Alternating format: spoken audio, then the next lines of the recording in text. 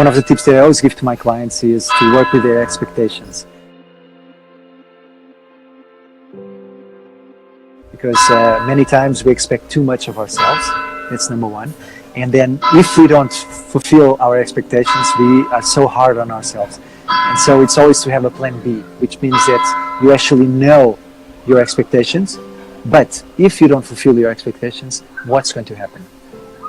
So that you are clear that, although you didn't meet your expectations, this is what's going to happen. So that you are prepared and able to emotionally deal with the fact that you are not able to do what you wanted to do, or somehow you are beating yourself for it, and that's never very good, as we know.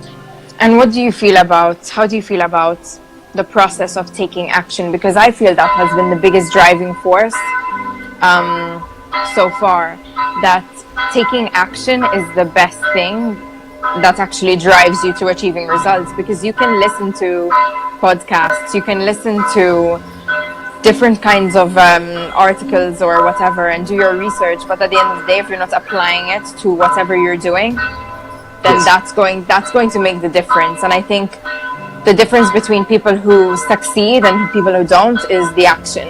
So what action steps are you taking on a daily basis? And they don't have to always be big action steps. It can be small action steps towards the big goal. The first thing is actually to schedule, to make sure that you have a clear structure of your schedule. So the time management that we were speaking about, that's number one. The second thing is that you actually commit yourself to doing it. And the commitment can only come, and I'm sorry because I'm repeating myself, but it's actually the actual steps that I use. When you commit yourself to follow that plan, then you are actually telling your brain that that's going to happen.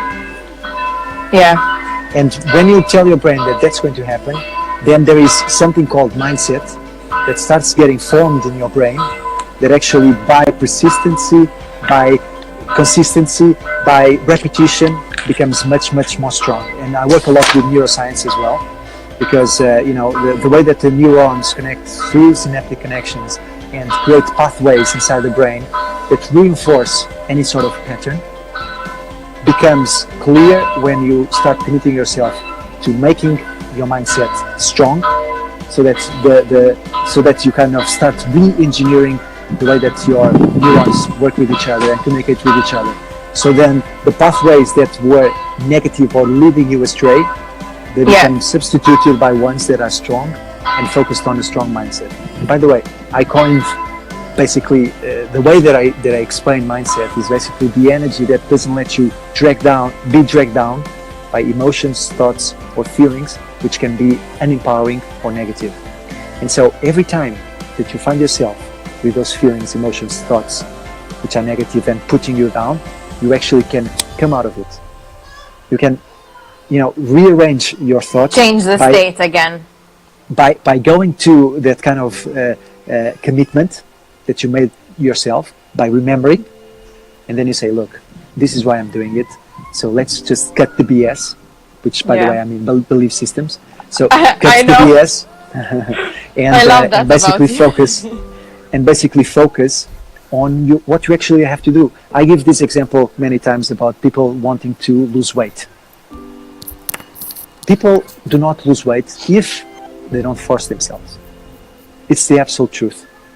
So when you want to do something that you either don't feel like it, or you are not in the mood, or in the right time frame, or the right mindset, you just have to force yourself. This is why people that want to lose weight, they have to force themselves to cut sugar, to eat less, to change their diet, exercise more, drink more water. Listen, there is an amount of discipline that definitely always has to come into play.